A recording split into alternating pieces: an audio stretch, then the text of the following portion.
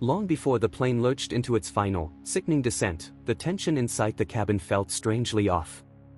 Something about the stale air, the flickering overhead lights, the way the flight attendants exchanged glances, there was a subtle wrongness that stuck to the back of my throat.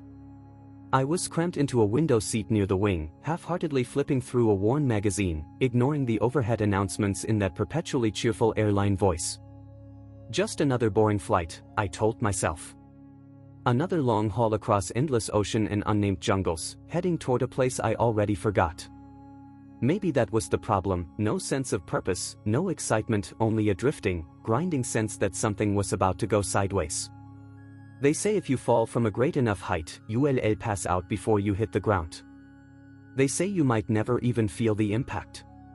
I used to believe that. Now I know it's bullshit. We first encountered turbulence about 3 hours into the flight. Nothing major, just enough to make a few overhead compartments rattle. The seatbelt sign pinked on. Most people groaned, put away their laptops, let the flight attendant scurry around with calm reassurance. Then came the second jolt, much stronger. The plane dropped at least 50 feet in an instant, sending drinks flying, followed by a chorus of panicked yelps. The pilot's voice crackled through the PA, sounding more tense than reassuring. "Ladies and gentlemen, please remain seated." VV encountered unexpected, and then the plane tilted, the kind of tilt that pinned me against the window so hard I thought the glass might crack under my shoulder. I saw it then, through that same window, flames licking from the engine on the wing. Or maybe not flames exactly, but a sudden burst of sparks, black smoke pouring out in a thick, oily plume. My brain stuttered with disbelief. Planes don't just spontaneously catch fire mid-flight. Not in the real world, anyway.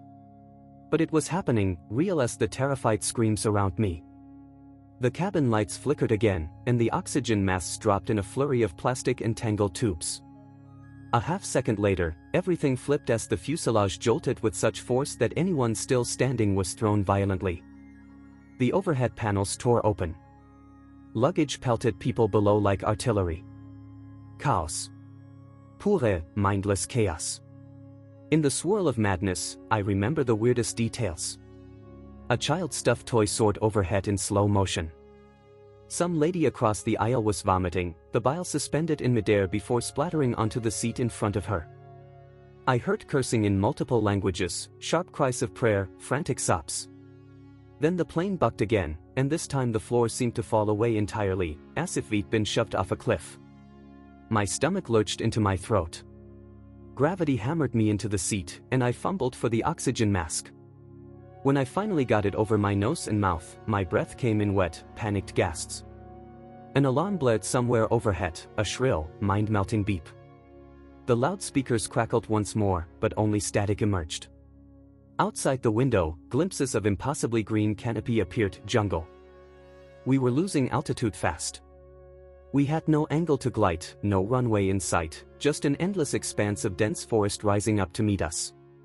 I remember thinking, we can't possibly land safely here, the pilot can't see a damn thing, we're going to smash into treetops at hundreds of miles per hour. We did. The first impact was a violent scrape against the tops of gigantic trees. Branches and foliage shredded the underbelly of the plane, the shrieking of metal on wood blending with the roars of terrified passengers. The lights went out completely, replaced by strobing flashes from short-circuiting panels. Then came the final, full collision. The plane slammed into the jungle floor, skidding, flipping, snapping in half with a thunderous groan of tearing steel. I blacked out on impact. Maybe it was the whiplash or my head striking the seat in front of me, or maybe my mind just couldn't handle the terror. When I came to, it was evening, dim, red light filtering through ragged holes in the fuselage. The first thing I noticed was the silence. Not total silence, but a suffocating hush broken only by the sizzling crackle of small fires, the drip of leaking fluids, and the groaning of twisted metal. That's it, I tried to move. My seatbelt still held me in place, the strap digging into my chest.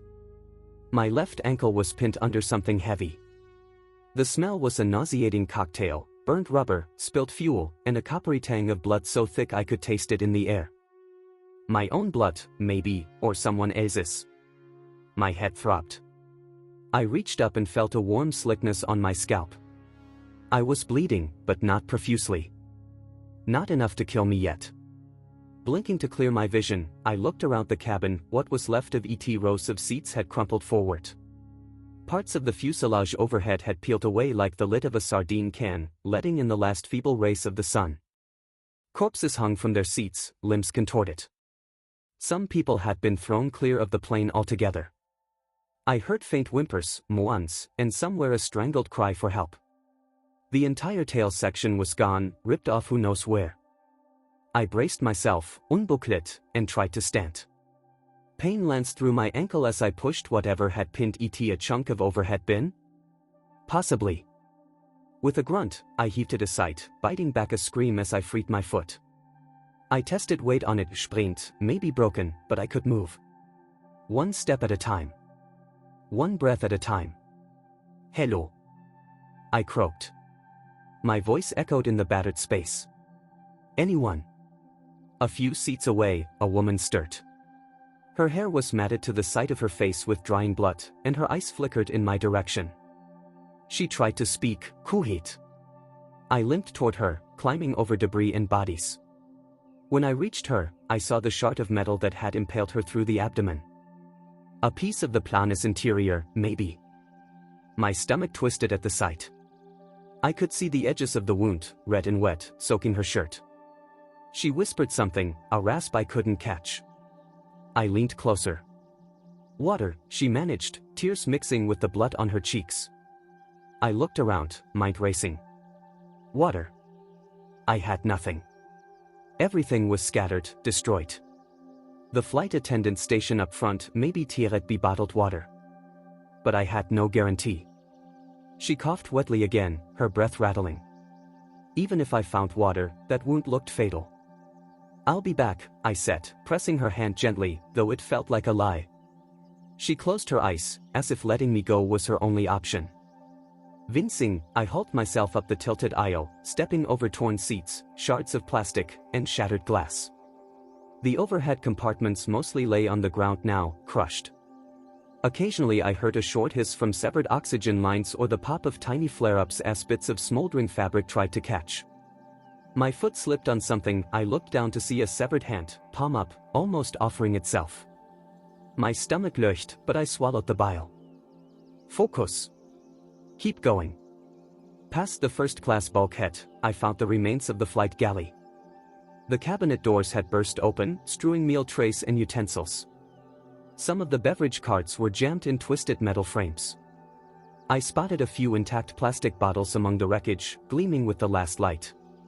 Hobbling over, I snatched them up. 2 were empty, cracked open, but 3 remained sealed. Water. Clutching them, I started back. The woman had died in the short time I was gone, ice glassy, staring at nothing. I pressed my fingers to her neck. No pulse. Another life snuffed in this metal coffin.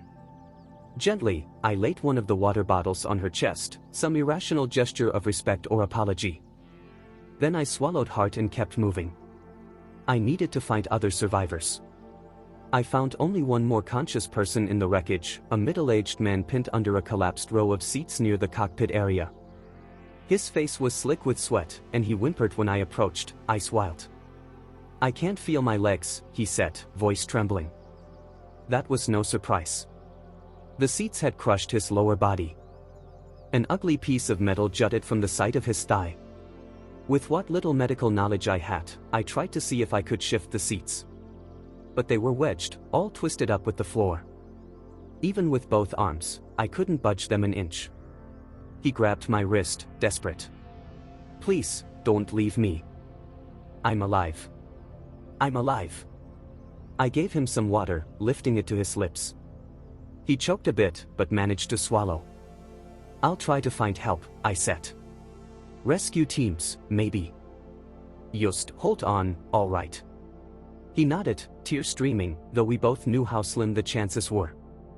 Still, I had to try. I limped toward the cockpit.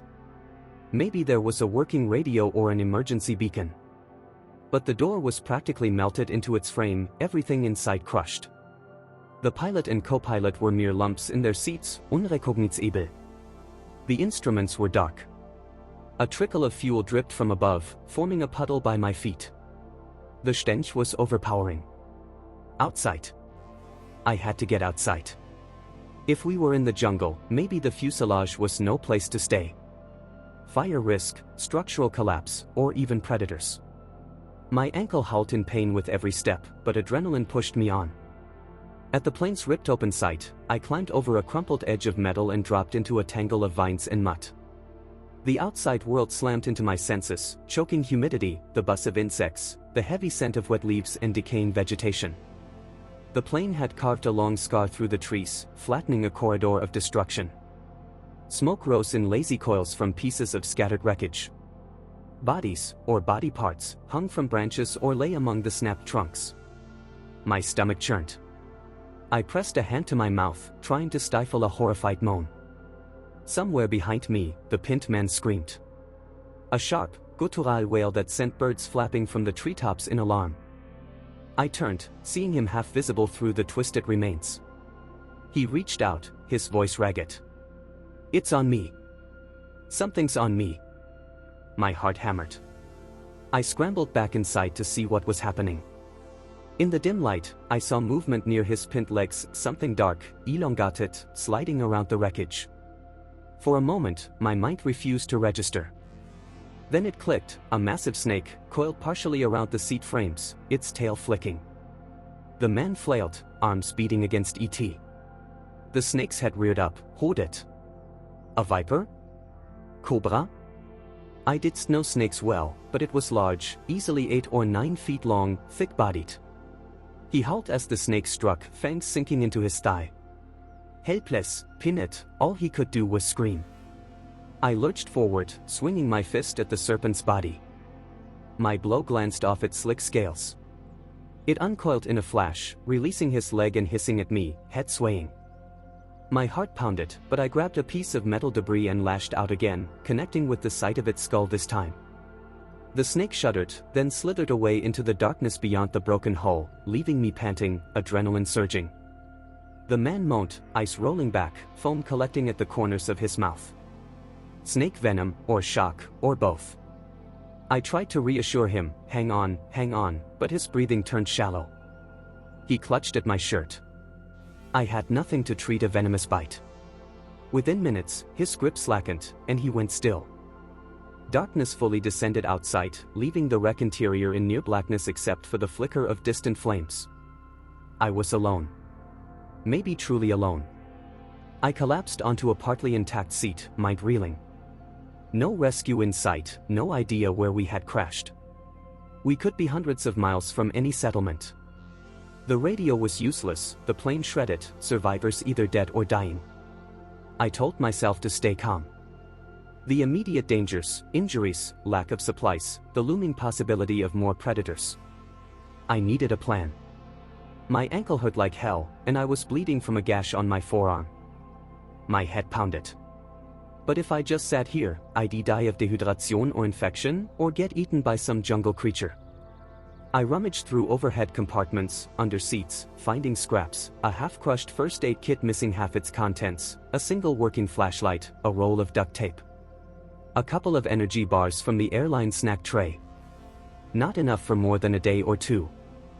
I also found a short length of rope, maybe from someone's carry-on.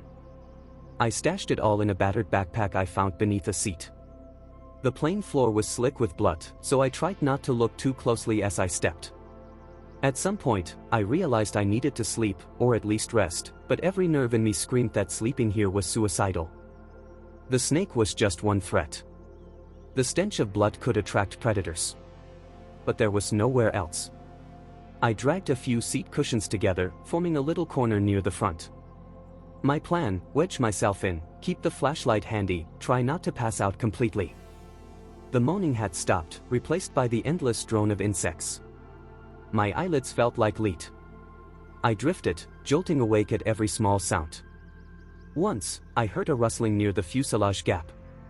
I raised the flashlight, shining it out into the night. Nothing, just waving leaves, a suggestion of shapes in the gloom. Another time, something scuttled across my foot in the darkness. I kicked frantically, hearing it skitter away. Possibly a spider, or a giant cockroach. My heart hammered, but exhaustion dragged me under again. When dawn broke, pale light revealed the full horror. Now I could see all the bodies around me, twisted in their seats or spilt onto the floor. Broken faces, vacant eyes, pinkish entrails glistening through torn clothing. The smell was indescribable. I forced myself to keep down the surge of vomit. I had to get out. Outside, the morning sun scorched the air into a humid blanket that plastered my clothes to my skin. The crashed plane looked like a fallen titan amid the swaying green. A piece of the wing jutted from the ground at an odd angle, still smoking from the ruined engine. Further along the wreckage trail, I saw the tail section jammed upright in the trees, as though stabbed into them. Suitcases and random debris littered the area. In daylight, I decided to search for more supplies. If there was an emergency kit, flares, or a beacon, they might be in the tail or cockpit. The cockpit was unsalvageable, crushed and half-buried. That left the tail. Gathering my courage, I started along the wreckage path, each step an agony on my ankle.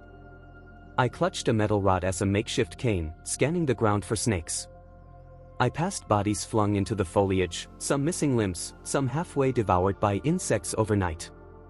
Flies buzzed in deafening swarms, a living carpet on the corpses' wounds. My chest tightened with each horrifying sight. Still, I pressed on.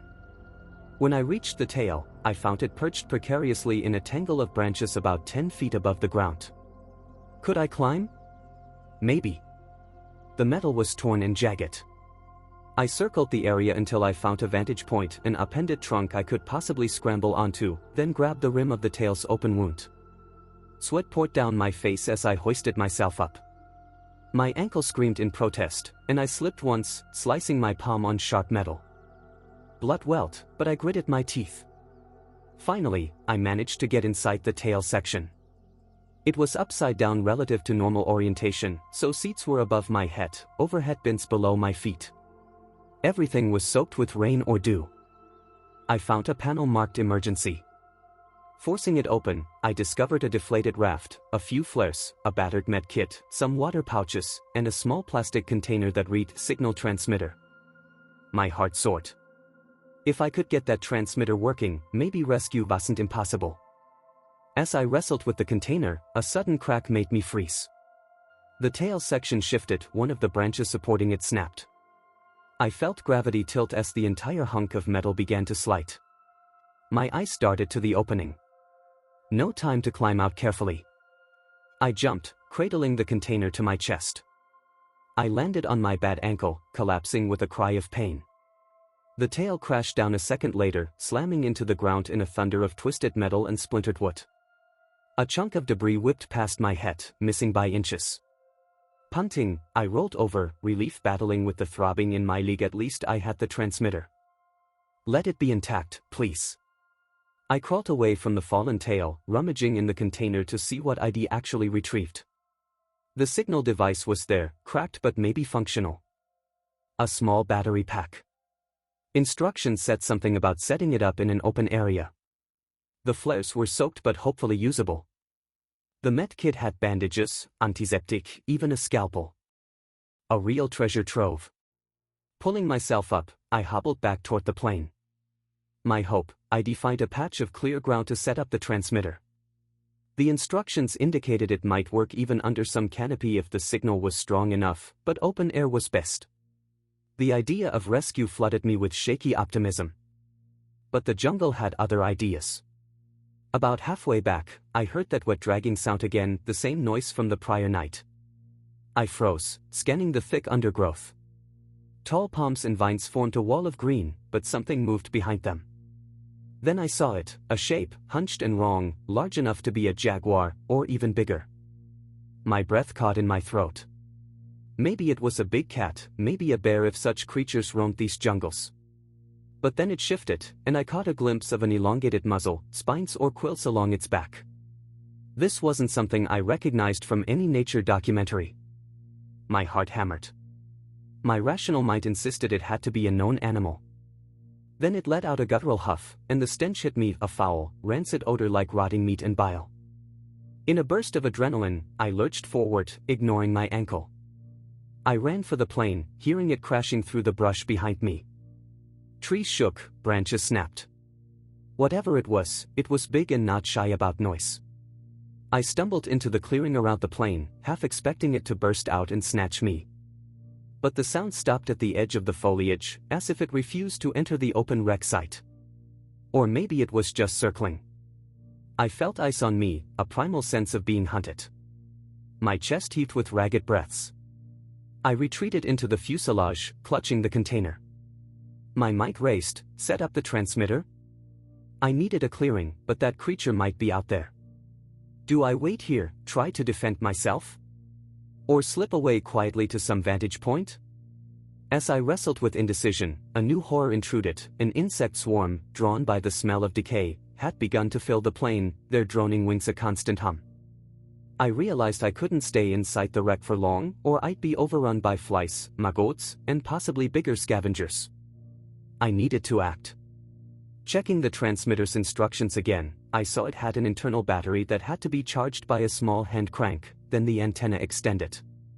The device was battered, but maybe workable. Right outside the plane, a partial clearing existed where the wings had sheared off some trees. Not ideal, but better than nothing. I gathered my courage. If that creature wanted me, it would come anyway. So, I limped out, scanning the tree line with every step. The presence, or the memory of it, loomed. I heard faint rustling, but maybe it was just wind. I placed the transmitter on a rock, extended its antenna, and began turning the crank. It clicked, a feeble whir that suggested some internal mechanism. 5 minutes of cranking gave me a small green LED light. Maybe it was enough to broadcast a basic distress signal. When I flipped the switch, a faint beep sounded. Then static from a tiny speaker. The manual said the broadcast was automatic, sending an SOS ping on multiple frequencies. I could only hope someone might be listening. As I stepped back, at his feet, the undergrowth parted. My blood ran cold. A shape emerged into the clearing. It was 7 or 8 feet long, low to the ground, blackish scales or fur matted with filth. It sniffed the air, revealing rows of needle-like teeth. Ice reflective in the sunlight, almost milky. This thing was real, not a hallucination. Not a standard jungle predator, either. Some hideous freak of nature, or an undiscovered species. It advanced slowly, nostrils flaring, tasting the air. I backed away, heart pounding in my ears. My hand found the handle of a hatchet I'd salvaged from a maintenance box earlier, the flight axe. Another emergency tool. I held it up, though I doubted I could do more than piss it off. The creature let out a rasping growl, thick drool hanging from its jaws. I realized it smelt the blood from the plane. Maybe from me as well. Predatory hunger radiated from its every movement. My breath caught in a trembling gasp. Without warning, it lunged, crossing the distance in a blur. I swung the hatchet with all my strength. The blade connected with its shoulder, a wet thunk. It screeched, a sound that stabbed my ears, but momentum knocked me down. My ankle twisted, sending jolts of pain up my leg. The hatchet was wrenched from my grip as the creature thrashed, blackish blood splattering. On my back, I saw its jaws gape wide, about to snap onto me. My hands scrabbled for anything, a rock, debris. My fingers closed around a broken seat bracket, jagged metal at one end. I drove it upward into the creature's neck. A sickening crunch, a spurt of vile-smelling fluid. The beast howled, convulsing, but still fighting, its claws raking my sight. I screamed in agony, forcing the bracket deeper until it found something vital. At last, the creature collapsed, half on top of me, spasming. I gagged at the reek of its breath, barely managing to roll it off. My sight burned from claw wounds, but I was alive. My vision swam. I tasted blood, maybe my own. Crawling away, I tried to stand, tried to see if it was truly dead. It lay twitching, mouth opening and closing in silent gasps. Then it stilled. I stared, shaking, tears mingling with sweat. My entire body was battered. The transmitter beeped on its rock, a lonely SOS call in a jungle that felt more alien than Earth. I sank to my knees, pressing my hand to my bleeding sight. I'd just fought some monstrous predator that shouldn't exist. What next? I didn't have an answer. I only knew that each moment was a new battle and rescue felt 1,000 miles away. Blood seeped through my shirt, warm and sticky, as I staggered back toward the gutted remains of the fuselage. My breath came in ragged gasps, adrenaline still roaring through my veins. That nightmarish creature lay motionless behind me, a dark smear of alien biology on the jungle floor. I refused to look over my shoulder again. Every nerve demanded I keep eyes forward, find shelter, and attempt to stanch the bleeding. The idea that I just killed something so unnatural unsettled me deeply. This was no simple jaguar or boar. Its head shape, the ridges of bone or cartilage along its spine, these things defied all the usual categories of wildlife. But the jungle is vast, harboring secrets that rarely see the light of day. Perhaps I'd stumbled upon one of them. Whether it was unique or part of a hidden species, I couldn't dwell on it. I had to survive the next hour. The transmitter beeped faintly from its perch on the rock, sending out signals that might or might not reach the outside world. If rescue came, it wouldn't be instantaneous. I needed to fortify my position or move somewhere safer. When I reached the ragged opening in the plane's fuselage, my strength gave out, and I half collapsed over the threshold. The interior was sweltering, the morning light had shifted, beating down on the torn metal and raising the temperature inside like an oven. The smell of decomposition intensified with each passing hour, but rummaging among the wreckage was still my best chance for supplies. I used the battered med kit from the tail to treat my wounds, ripped clothing, fresh antiseptic, more bandages than I could afford to squander. My side had 3 parallel claw marks, each dangerously deep. If infection set in, I'd be in serious trouble. But I had no choice. Biting down on a shredded piece of cushion to muffle my groans, I poured antiseptic on the claw wounds. It felt like molten steel on my flesh. My ankle had swollen to nearly double its normal size, deep purple along the bone. I couldn't put much weight on it, so I scavenged a makeshift splint using a bent tray table and some duct tape. Crude, but it would keep my foot from moving too much. Checking my forearm, where I'd cut it climbing the tail, I found the gash fairly shallow, though nasty. Another bandage, more antiseptic. When I finished, my head spun with exhaustion and pain. But rest was a luxury. I eyed the interior, scanning for anything I might have missed: seat cushions, wire, a bottle of half-spilled liquor from the cabin service cart, some shattered glass from a window. If I was stuck here another night, I needed water, and some kind of defensive plan. I rummaged deeper, ignoring the bodies as best I could. Guilt gnawed at me, but I was beyond squeamishness now. I found a half-ruined flight attendant's satchel with random items: a small LED flashlight, hair ties, a single protein bar, a handful of nuts in a sealed bag, and, most importantly, a cigarette lighter. My chest fluttered with relief. Fire was everything out here. In the overhead bin area, what was left of it, I discovered a rolled-up blanket, partially scorched.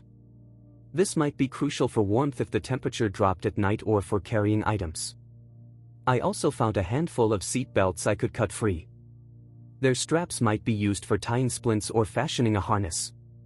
Amid the chaos, I spotted something that made my heart skip: a compact survival knife tucked under a seat, probably from someone's carry-on. It was sheathed in black nylon, the blade a few inches long, serrated on one side.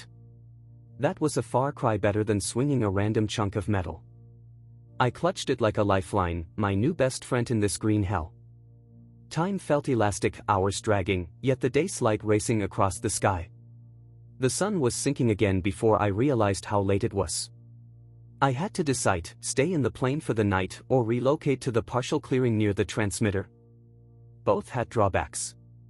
The plane reeked of death, attracting scavengers. The clearing was wide open, with little shelter. Then there was the matter of that monstrous creature, presumably a lone predator, though how could I be certain? Ultimately, I chose a spot just outside the plane, where the fuselage's curved side offered a bit of a wall to my back, and some partial overhead from a piece of torn wing leaning against it. I spent the waning daylight dragging debris around, erecting a makeshift barricade of twisted seats and scraps of metal to form a defensive perimeter. If something tried to rush me, it wouldn't be quiet or easy. The ground was spongy with decaying leaves. I flattened a space, laid down the scorched blanket, propped up a seat cushion to serve as a pillow. I placed the transmitter in plain sight a short distance away, its tiny LED still blinking hopefully.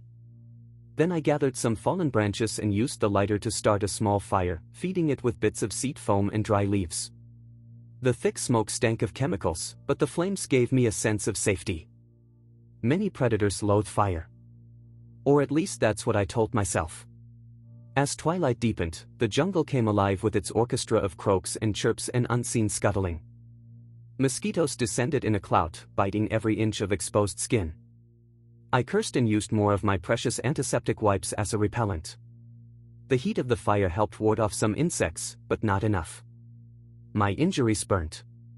I felt weak, hungry, but forced down what meager scraps I had, the nuts, half the protein bar, and some water from the plain supply. I was rationing carefully, rescue might come tomorrow, or not. Each swallow tasted of plastic and dread. Darkness swallowed the world. The only light came from the flickering fire and the faint glow of instrument panels inside the wreck, some battered battery backups failing sporadically. The hush between the nightly insect calls was unnerving. Every rustle in the foliage made me tighten my grip on the survival knife. The events of the day replayed in my mind, the crash, the pinned survivors, that monstrous beast. My soul felt scraped raw by fear. I must have dozed. A shriek tore me awake, a high, primal cry echoing through the trees. My heart hammered as I jerked upright, disoriented. The fire was low, just glowing embers. I could see little beyond the dancing shadows. Another scream, agony, terror, and a bestial undertone. It came from the direction of the crashed tail, maybe a few hundred yards away. The jungle canopy muffled it, making it impossible to tell if it was human or animal. But it chilled me to the marrow. Something was out there, possibly something else unnatural, or an injured creature wailing in the night. My breath came in ragged gasps. I added more fuel to the fire, coaxing the flames higher.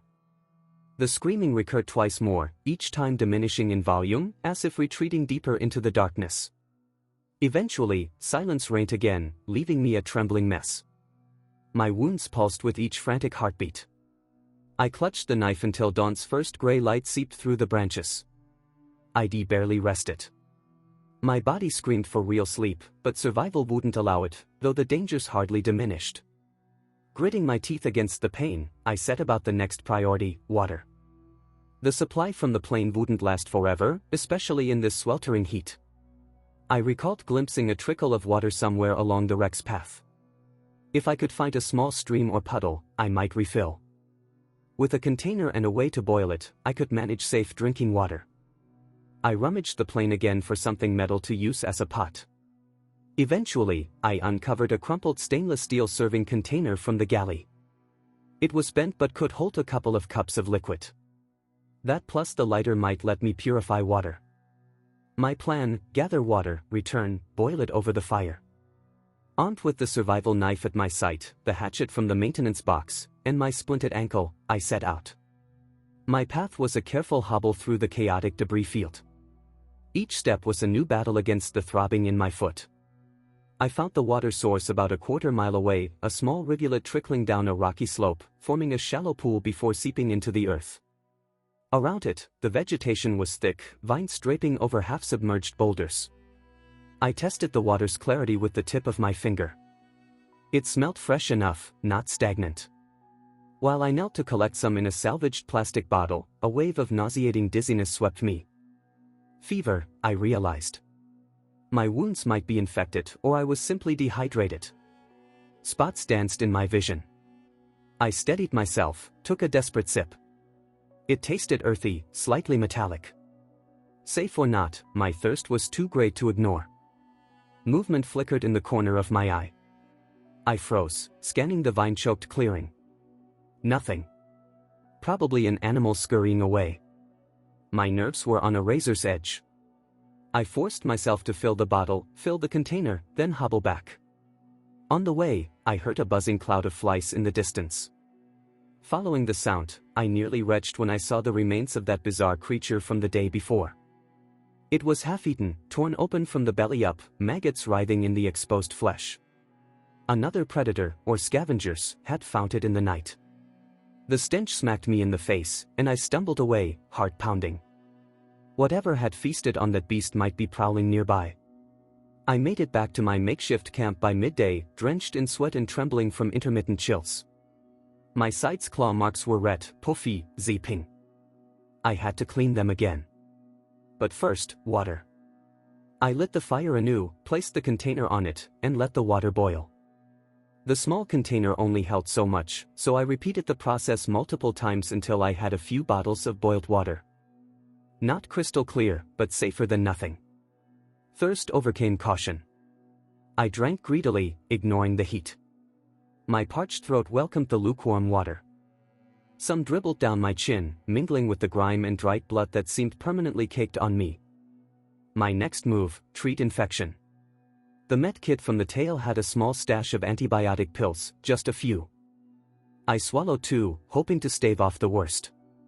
Using leftover bandages, I redressed my wounds with newly boiled water, though I had no antiseptic left. The deeper claw cuts worried me. They looked angry, flesh around them turning dark and inflamed. Fighting panic, I forced myself to think, if help was coming, tide likely arrive by helicopter or plane. I had a transmitter, a clearing. If the signal was being broadcast, someone might pick it up. But time was a problem, my body was failing. A new noise caught my attention, an engine? I scrambled up, nearly falling in the process. Yes, a faint droning above the treetops. My heart soared. I stumbled out of the fuselage's shadow into the clearing, scanning the sky. There, a speck passing overhead, high and fast. I waved my arms like a madman, even though they likely couldn't see me through the dense canopy. Then I remembered the flares. They were inside the tail kit. I fumbled one out, yanked the cap, and ignited it. A brilliant red smoke poured out, swirling upwards. I prayed it would reach above the canopy. But the plane overhead grew quieter, smaller, disappearing. The smoke billowed for half a minute, then died.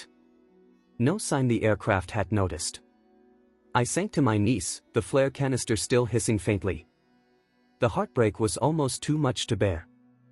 I let out a ragged sob, alone in the unfeeling wilderness. Nevertheless, the possibility of rescue was real. Another plane might pass closer, or a helicopter. I decided to keep a flare always at arm's reach, in case. The next 3 days, or what felt like 3 days, I lost exact track, were a grinding ordeal. My routine consisted of gathering water, boiling it, trying to eat random bits of salvaged food. I scoured the plane for anything not yet spoiled, tiny bags of peanuts, crackers, a few miniature liquor bottles. The latter served to disinfect minor cuts, though I also sipped them to dull the pain. Each night, the jungle tested my defenses.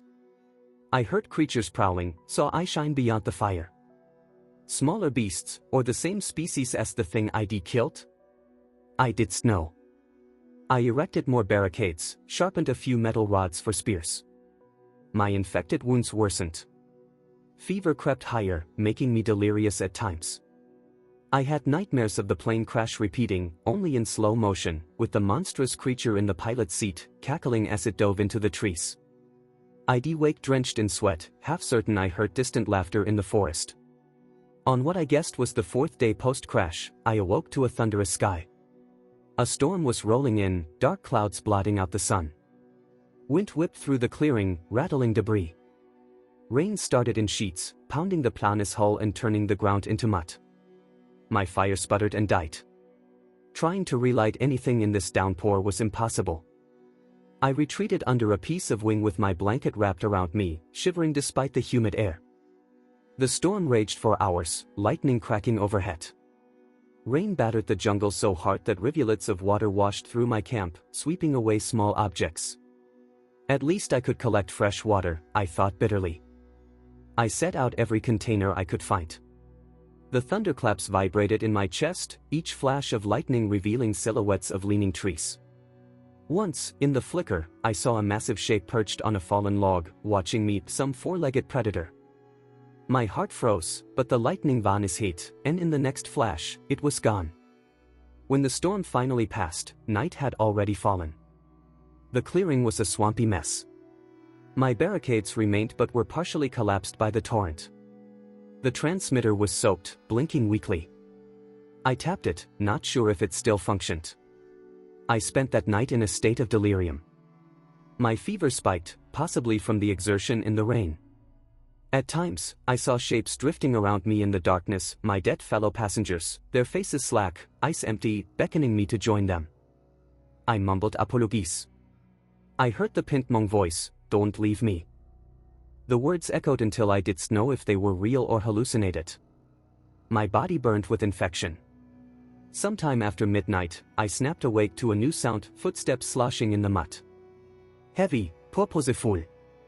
Not a slinking predator. My heart pounded. I grabbed the survival knife. A flashlight flickered across the wreckage.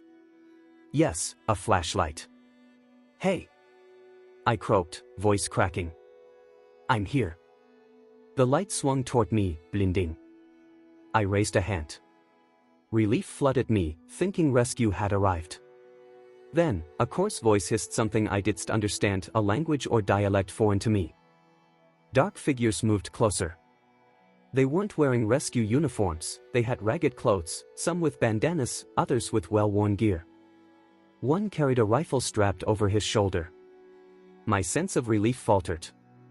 Who were these people? Local rebels? Pochas?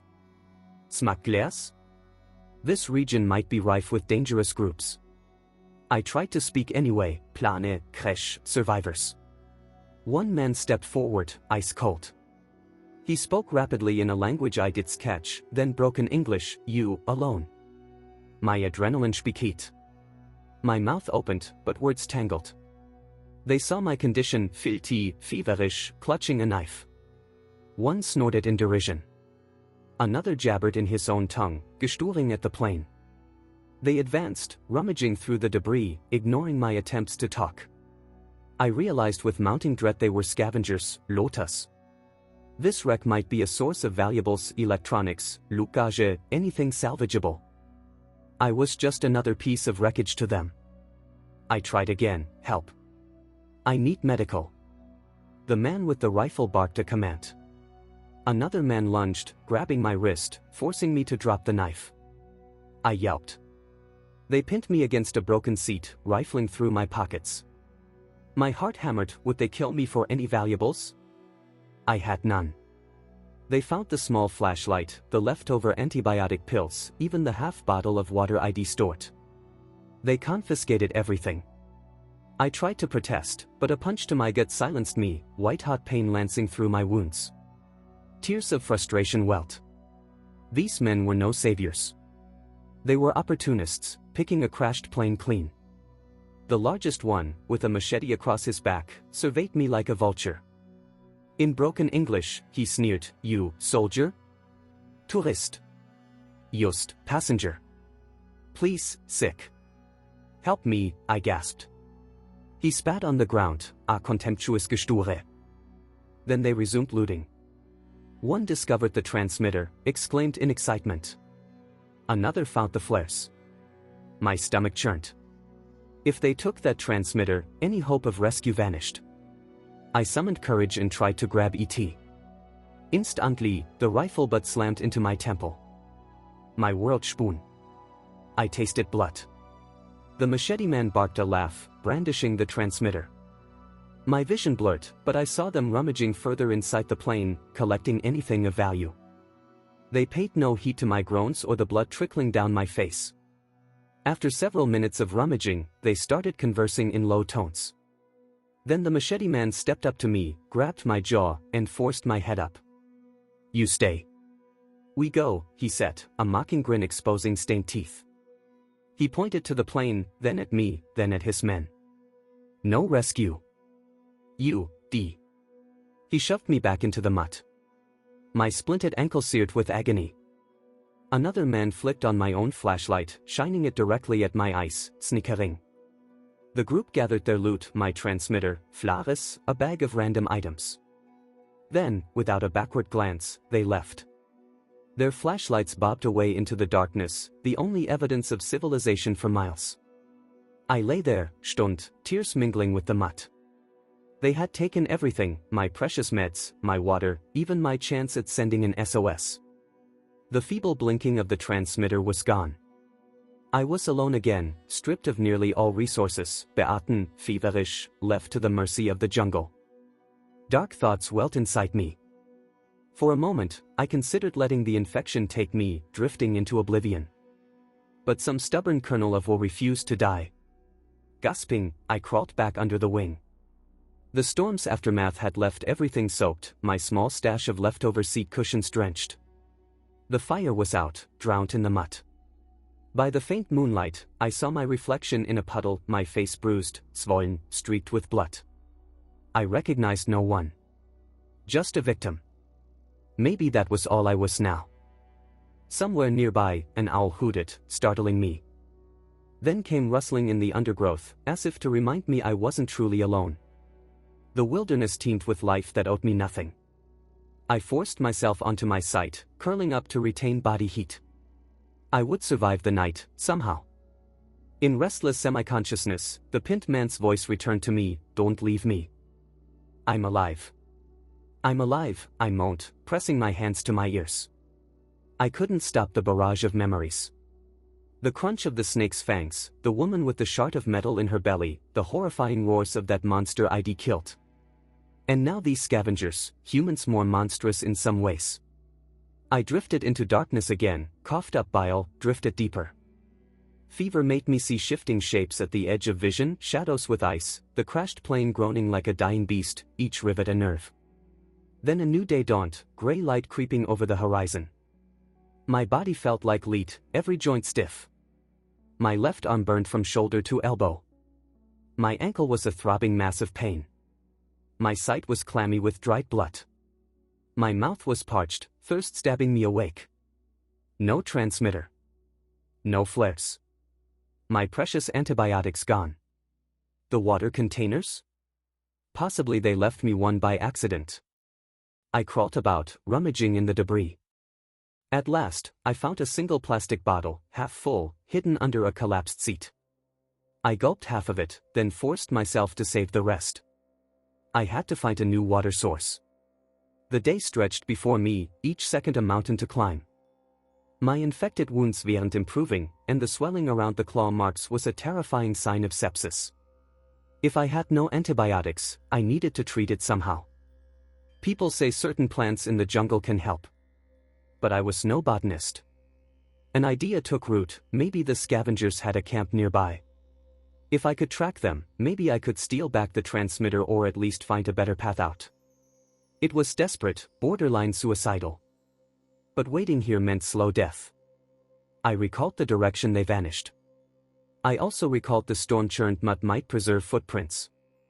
Hobbling around the perimeter of the clearing, I found them indeed, a trail of boot prints heading north, deeper into the jungle. Following them wouldn't be easy, especially with my injuries. But any direction was better than rotting here. I assembled a minimal kit, the survival knife, they hadn't bothered searching for it again after knocking it out of my hand, a length of seatbelt strap, the battered metal container to boil water, the half bottle, and a chunk of salvage for a makeshift crutch. If I was going to do this, I had to do it now, before infection crippled me. Pushing aside dread, I limped into the green unknown, the footprints my only guide. Every step was an exercise in pain management. The humidity closed in, insects swarmed my head, and the thick canopy let only speckled sunlight through. What lay ahead? Bandits with guns, monstrous beasts, or a slow death from fever? A lesser part of me screamed to go back to the plane, cling to the hope of rescue. But the plane was no shelter anymore. Survival is momentum, I told myself. Keep moving, or succumb. So I moved, deeper into the jungle's maw, each step echoing with the harsh rasp of my breath, each heartbeat a countdown to some unknown fate.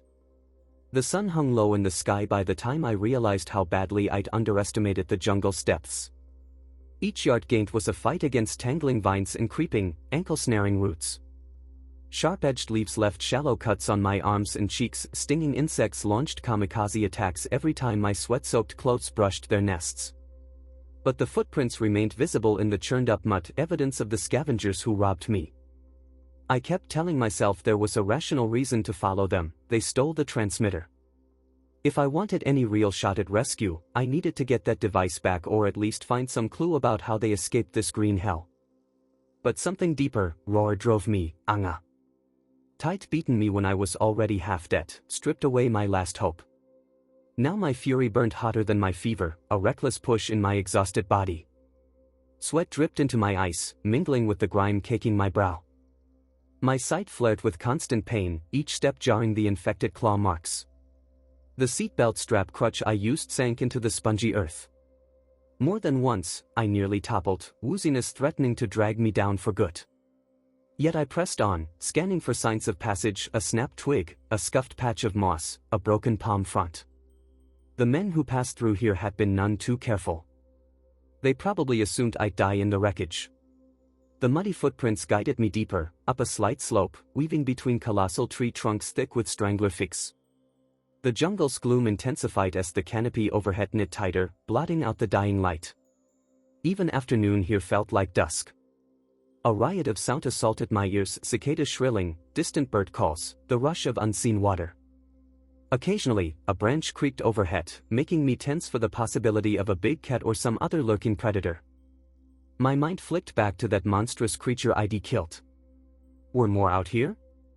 I had no illusions that I could survive another encounter like that. Eventually, the land dipped again, leading me to a meandering creek. My pulse leapt at the sight of water, but I remembered the last time I bent down to drink from an unknown source in the plains vicinity. Here, though, the water looked clearer. I decided to risk it, crouching on trembling legs to fill my battered metal container. As I did, I heard a muffled shout. My entire body froze. There it was again, a voice carried on the thick air, somewhere ahead along the creek. Could it be the scavengers? Or someone else? The sound made my heart pound so hard it threatened to crack my ribs. Crouching low, I inched forward, using the white buttress roots for cover. The creek curved around a cluster of boulders, revealing a spot of flatter terrain. I spotted a faint glow through the trees, firelight. My stomach lurched with equal parts dread and excitement. If they had a camp, they might also have more supplies, maybe medicine. Or they might just kill me on sight. Determined, I crept closer, ignoring the agony in my ankle. The voices grew clearer, harsh, guttural tones, occasionally spiked with laughter. Then I saw them, 3 men near a small fire, one smoking a hand-rolled cigarette. My stolen transmitter sat on a log, the flare tube scattered. They seemed to be fiddling with it, cursing when it beeped or hissed static. With them was a battered old pickup truck partially hidden by foliage, its tires caked in mud. My heart soared for a moment. If that vehicle worked, it was a ticket out. But how far could it go in this uncharted jungle? Possibly they had an off-road route or a hidden track. If I got my hands on it. My thoughts were interrupted by a yelp from beyond the fire. Another figure emerged, a scrawny teenager, face bruised, wearing clothes caked in grime. One of the men barked orders, and the kid hurried over to stoke the fire. The bandits, if tots what they were, laughed as one rummaged through a battered duffel bag. I glimpsed the butt of a pistol protruding from his waistband. Another had the rifle slung across his back. Machetes were everywhere. I pressed against the root, adrenaline flooding me. Confronting them alone was suicide. But if I waited for them to move, I might lose track of the transmitter and the truck. I needed to be smart. A half-formed plan took shape: wait for night to deepen, slip in quietly, grab what I could. But I was in no condition for stealth, especially with this limp. I might need a distraction.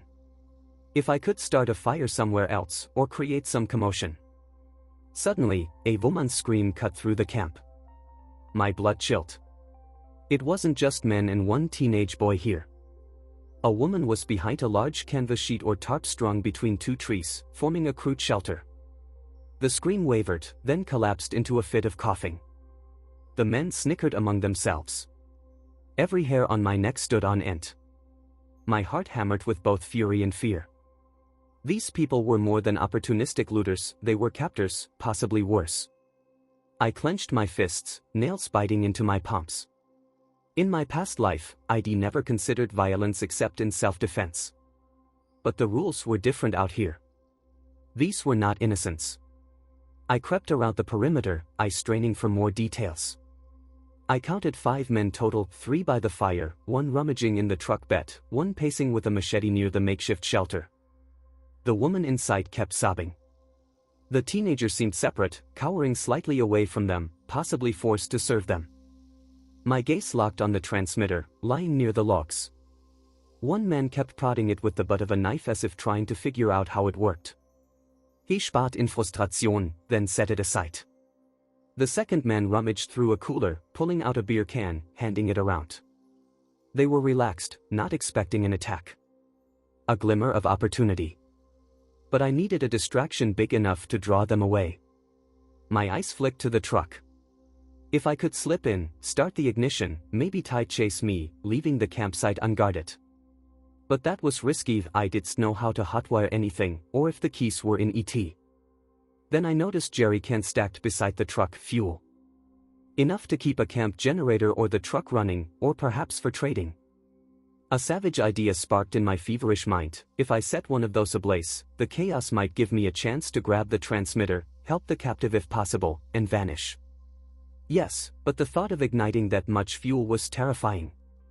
One spark too close, and I could blow us all sky high. Alternatively, I could slip up behind the truck with my lighter, tip a can to create a trail, then light ET. Swallowing hard, I slid back into the jungle gloom. The men's chatter continued, occasionally punctuated by the woman's muffled sob. I circled white, coming around behind the truck. My approach took me through tangles of vines that snagged my ankles, trying to trip me. Once, I nearly fell face first, a jolt of searing pain flaring in my sight. I stifled a grunt, tasting blood in my mouth as I bit my lip. Closer now. The truck's rust-streaked tailgate was just a few steps away. I could smell gasoline, hear the men laughing. I flattened myself behind a cluster of broad leaves, glancing around. The man at the truck bed was rummaging through crates. I heard bottles clink, maybe stolen goods from the plane or from local villages. After a minute, he wandered off to join the others at the fire. This was my chance. I crawled forward, ignoring the protest of my battered body. My hand found one jerry can, feeling sticky residue on the nozzle. It was full, or close to ET. My pulse raced. This was insane. One slip, and I'd turn into a torch. But I had no illusions about taking on 5 armed men alone. Slowly, I cracked the vent cap open, letting a trickle of fuel leak onto the ground. The reek intensified, stinging my nostrils. Using my knife, I cut a small strip from the ragged hem of my shirt and wedged it into the gap, forming a makeshift wick. My hands shook uncontrollably, either from fever or raw terror. If I lit it now, the can might explode too soon. I needed some distance. So I let the gas trickle in a line outward, inching away with the can. When I had a trail about 10 feet long, I carefully set the can down behind a bush, still oozing fuel. My heart pounded like a drum in my ears.